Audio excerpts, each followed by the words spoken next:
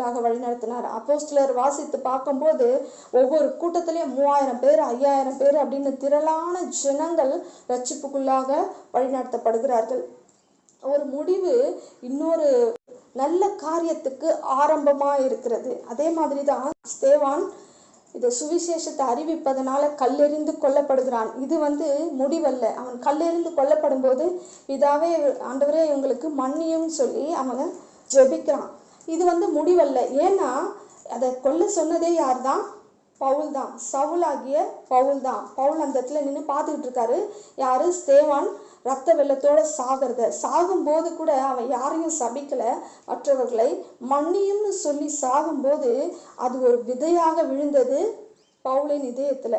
அவன் சவுலாக இருந்து அதை செய்த அந்த காரியத்தை பவுலாக மாறி பெரிய சுவிசேஷகனாக மாறி அந்த பெரிய அளவுல